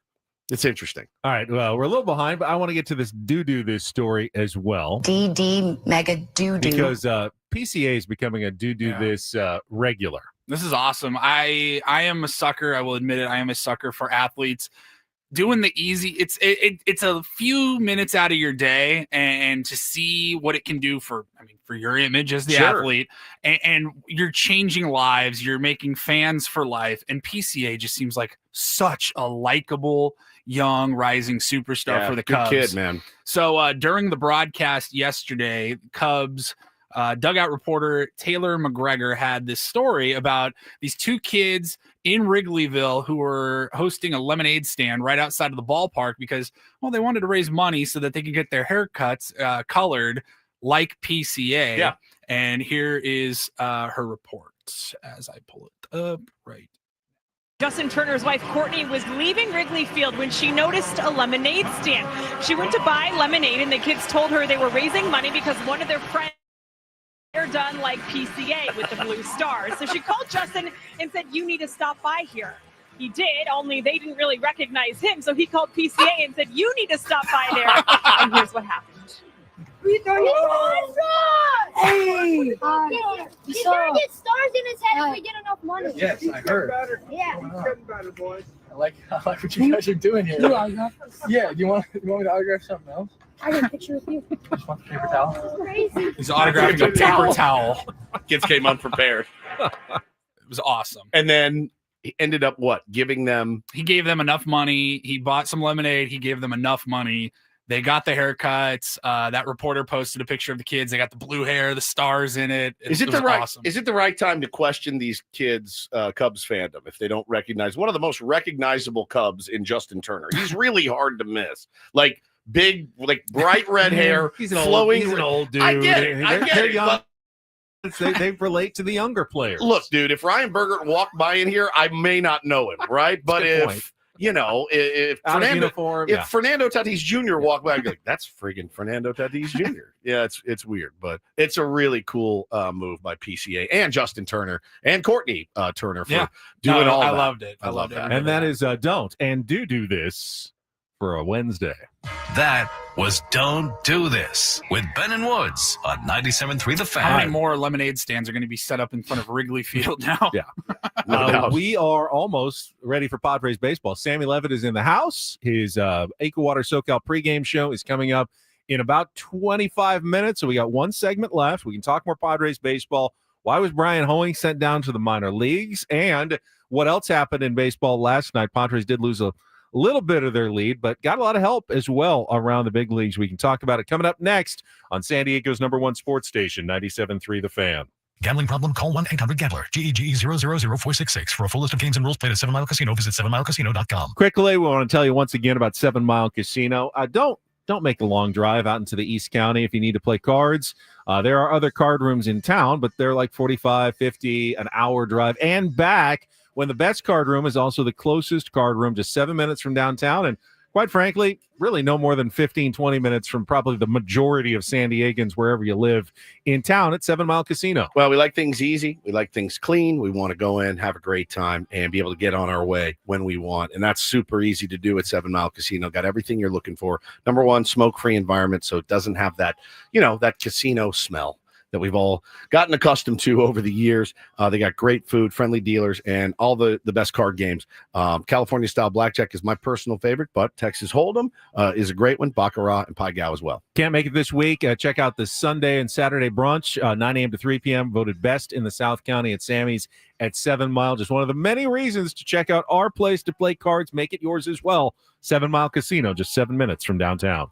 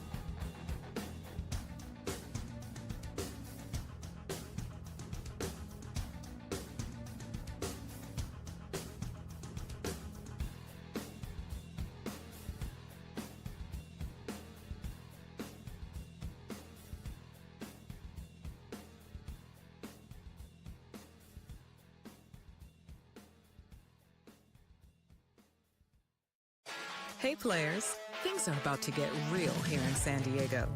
Introducing the all-new Hamul Casino Resort. With a 200-room hotel tower, exciting new eats and drinks, plenty of new places to play, and a luxe spa and salon. Hello, rooftop pool and deck. It's where players can play their hearts out and enjoy all the perks that come with it. It gets real this summer at the all-new Hamul Casino Resort, the players' place.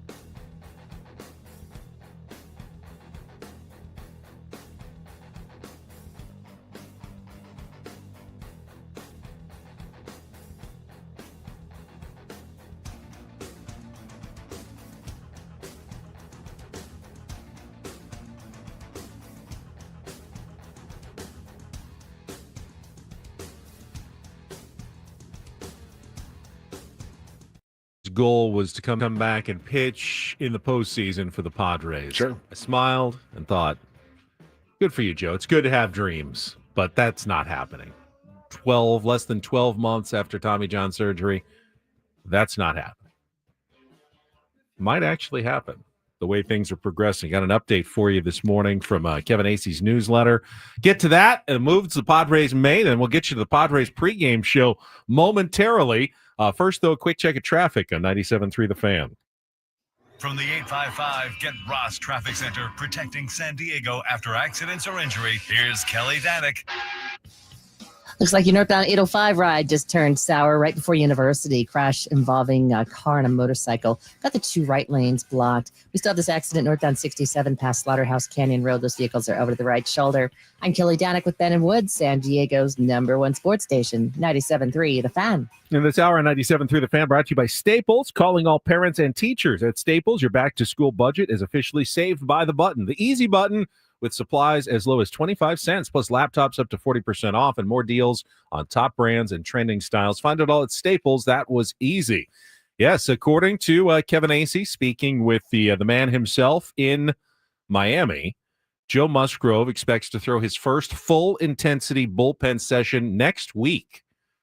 That means before August even hits, Joe will be back on the mound, which gives him 2 full months to work through any, difficulty, get his timing back, get his mechanics back, and as he continues to set as a goal, return in time to be available for the Padres out of the bullpen if and should they make the playoffs in October. Okay. Wow. Pretty impressive. I'm like literally speechless. I mean, if that were to happen. Yeah, He's been throwing less than full intensity bullpens for 2 weeks already, like 80 to 85%. Says he's thrown every pitch except his sweeper. Okay. The plan was always to reintroduce that pitch later. Okay. First bullpen's just going to be fastballs, 15 or so. I think it's awesome. I do. I'm not going to hold out a ton of hope that Joe Musgrove is going to come out and pitch meaningful innings for the San Diego Padres in the playoffs, get a start or anything like that. I don't know. I mean, there's a part of me that's, extra cautious and says, I need you for the long haul next year. I need you to be 100%. And, I know he puts in the work. There's never been a doubt about that. Guy knows his own body. I would hate for there to be some kind of setback or something that delays next season. He says the most important thing is coming back as a full-time starter Sure. in 2026. He's not going to do anything to risk that.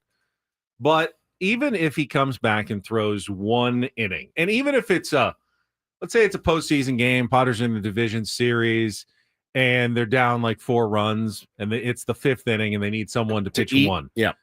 The emotional lift, I don't think can be understated. Okay, the Willis Reed effect. Of Joe Musgrove walking to the mound, the reaction at Petco Park, do it at home, the teammates, how they feel.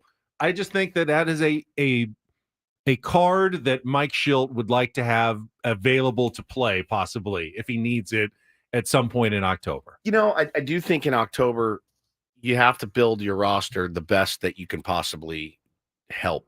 To help you win a huge But you don't need game. as deep of a bullpen as you do in the regular season. You really don't. You're not going to your 8th reliever. No, you're really not. You're not probably seeing Yuki in a big situation. But wouldn't he be in essence one of those? Like you're 8. But you still have to have him because the rules say you still need 13 pitchers and 13 position players. So you will have back end guys. Yeah, I think they'd find a spot for Joe Musgrove for one of those series. Yeah, absolutely. And I look forward to that. I don't want to crawl I don't want to walk before I crawl.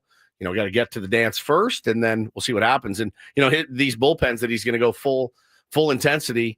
Got to see how he feels after that. It's why a game like yesterday's in the postseason, not that they'll play the Marlins in the postseason, but they'll play games like that, back-to-back games where you used all your horsemen in the first game, but in the playoffs, you're always going to have an off day. There's no playoff scenario where you play usually more than like 2 days in a row. So you're going to have an off day the next day. You can use your horsemen 2 days in a row at full intensity, knowing 100%. They had an off day before, they'll have an off day after. Yeah. You can be aggressive no matter what. You can go to Morejon in the 5th inning in the playoffs 2 days in a row and just go through all those guys. So you win a game like that. Literally saw it last year. You have a much better chance to win a game like that in the postseason, but you can't do that in the regular season all year long, or you won't have those guys, in September and October. So you have to try to let your other guys win a game like yesterday. You don't do that. Once it's October, you don't see one in a big situation. Really, There's no B team, unless you're totally out of a game and you just don't want to, use any bullets at the end. Those guys don't even get in. I mean, we're nearing the end of July, full months of regular season ball, and we're already talking about man, this offense needs to help out a little bit because these high leverage situations for this bullpen. Are they right now? Let's just say if no additions to the bullpen at least, right? Can they continue the usage that they've done through the first 4+ months of the season for the next 2 months and still be healthy enough for the playoffs? I don't know. It's like you're revving a car engine into the red. Yeah. And it's only July. Yeah. We got to be more careful. Obviously some laughers would be fantastic. Honestly, and I hate to have that loser mentality, but some laughers either way. Yeah. Just a laugher in general. If you're we're never out of any game. That's the thing, is if you're on the downside of a 12-1 loss, okay, man, I can take, I got more baseball left to play. Even 4-1 yesterday in the 9th felt like this game is over. Yeah. And what happens? It's a 1-run ball game. Tying run on second. Yeah, man. A laugher either way is kind of what you need down the stretch. That proves just how important a bat or two is at the deadline, not just because it's going to help make the lineup look better, even aesthetically. It's because of the effect it's going to have on the pitching staff and the bullpen. It's all connected, man. It's all connected. So, I think starting pitcher for this team would be pretty ideal as well. And I think AJ's looking at some lesser names too. I can't remember who it was we spoke to. I think it was Eno.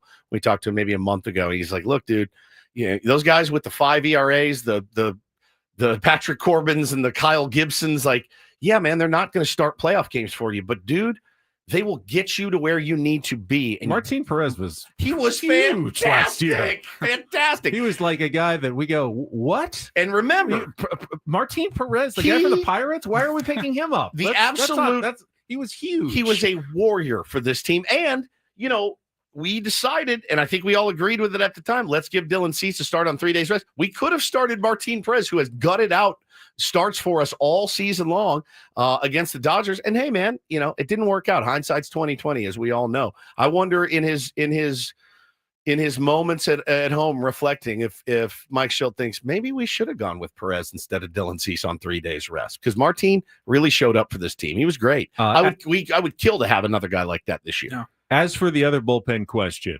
Brian Hoeing sent down along with Alec Jacob in order to activate both Stephen Kolek and Kyle Hart back in the big leagues yesterday. I have not really seen an explanation other than Brian Hoeing has not been the pitcher he was last year. Correct. When he was at a 2.18 ERA, 1.7 WAR. He was like the best middle reliever in baseball last year. Man.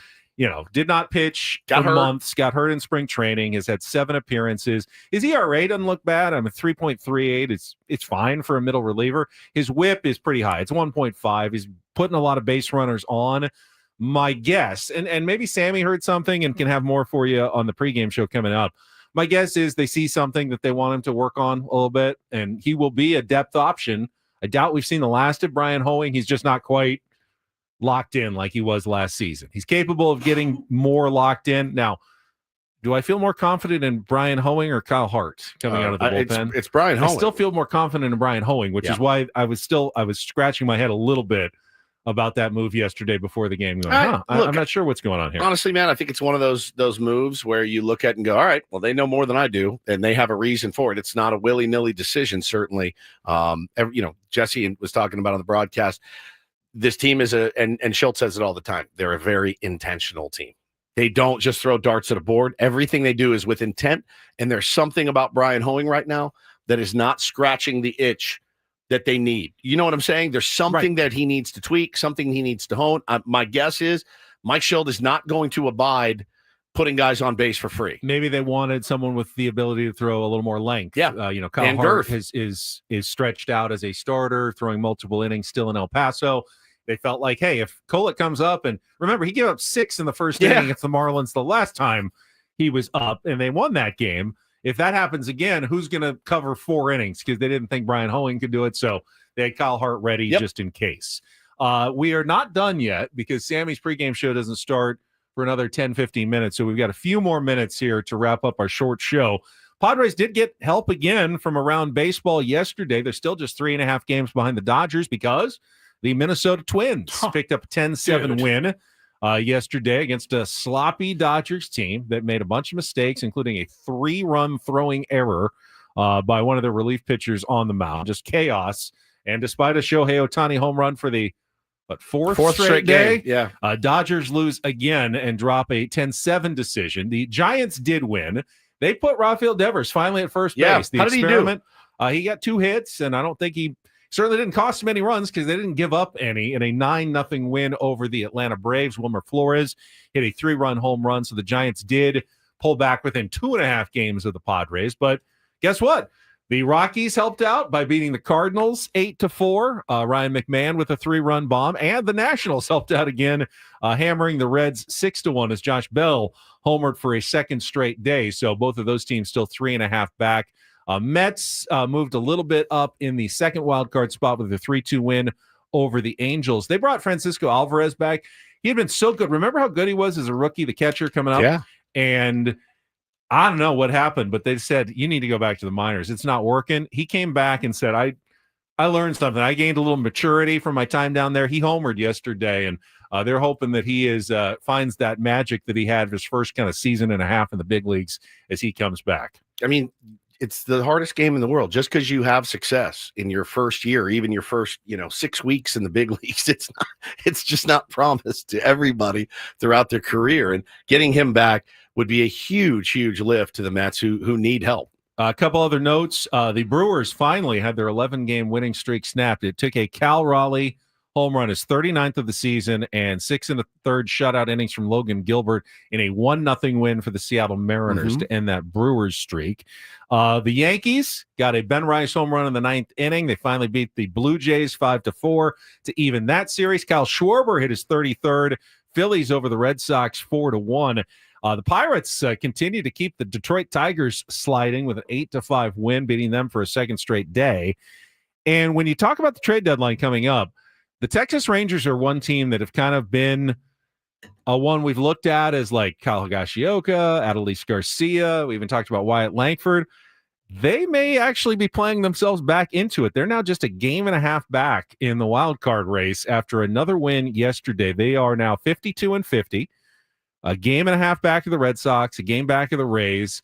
I don't know that the Texas Rangers are sellers anymore. I don't know who would be available from the Texas Rangers at this point. I still think you can get Kyle Higashioka away from the Texas Rangers. I do. I still think Higgy is a guy that you could get. I don't know how much PT he is getting there in Texas, Benny, but again, just a perfect fit for what we're looking for here in San Diego. And again, I think it's a no-brainer, natural fit, not going to cost you an arm and a leg to do it. And if you believe the reporting from Jeff Passan, Kevin Acee, anything the Padres acquire, they kind of need to offset by trading away salaries as well in that buy and sell mode. You shake your head at it. Jeff Passan said the same thing, though. And I shake my head at it because I know you believe Jeff Passan. I do. I shake my head at it. Well, I mean, he just said in his latest piece that dropped, the Padres could be the masters of the add and subtract. It's tough when you start talking about the pieces that you could trade. Robert Suarez is up there. Passan lists him. You think about Jake Cronenworth. You think about Luis Ariz. Does it do something to the clubhouse to get rid of a Luis Ariz? I think the answer is yes. Does it do something to the clubhouse to get rid of a Jake Cronenworth? I think the answer is yes. I do. And I do think you have to factor that in.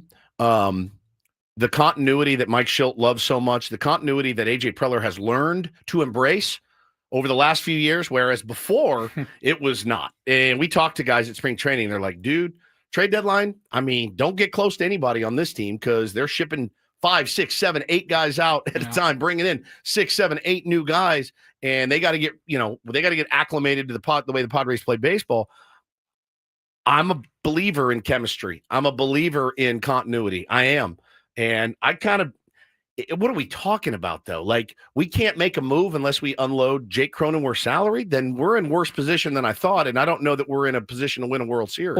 And this is the part of the Hector Gomez rumor that I do tend to believe. I'm kind of like you. I'm very, very skeptical that Marcelo Ozuna is going to be a Padre. But whoever is a Padre, I wouldn't be shocked if they overpay, like they did with the Luis Ariz, to get the other team to pay the rest of the salary this year. Correct. So they can try to stay under the second luxury tax threshold. That overpay for Luis Ariz, though, does not look like an overpay. It doesn't, but at the time, it was considered that. I mean, it was also considered a bit of a fleecing by AJ Preller.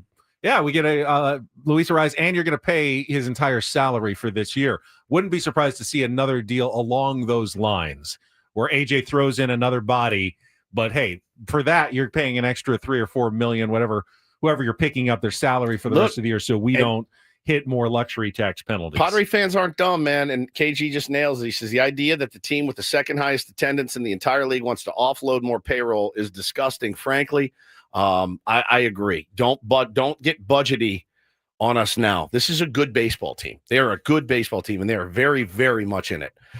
Getting guys back that can really help you in your ultimate goal. I wouldn't look at it as offloading payroll. Every team has a budget limit other than one. Even the Yankees have kind of a limit which they're willing to go to.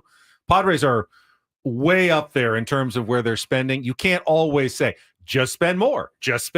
Why not? It's because every team has a budget limit. Every single one does. Budget limits are movable. Your budget changes. Do you stick to your budget every month? I know I sure as hell don't. Paulie, do you stick to your budget every month? No. Yeah. Sometimes things change. It's nothing set in stone. You can say, okay, fine. Then you can go over the budget. Then you have to make up for it the next month, which is fine. Padres have been going over their budget the last few years. That when is the bill due? When does the piper get paid? You never want to pay the piper. All I know is you never want to pay the piper. The piper's paid at Petco Park 42 times so far this season or something. Crazy. I can't. It's hard for me to wrap my head around. And I understand it. You made some bad deals. Not my problem. That's your problem. You made those deals. And if you need to find a way out from under it at the expense of the chemistry of this team in a real legitimate playoff push, that's a tough pill for me to swallow as a fan. It really is. I know I spend a lot of money out of Petco Park. I know a lot of people do. Cubs fans pack their park. They're in contention. They spend a lot of money. They're not going to spend more than they want to either. But we'll see. That's just the reality of it. We'll see. All right, we are done. Fast. Done, or we have more? We're done. Okay. Sammy Levitt's coming up next with our EcoWater SoCal pregame show. We will be back tomorrow at 6 a.m. Full show, and we'll give you a roundtable as well. So until then, for Paulie, for Woods, I'm Ben. Have a great rest of your day. Go Padres here on 97.3 The Fan.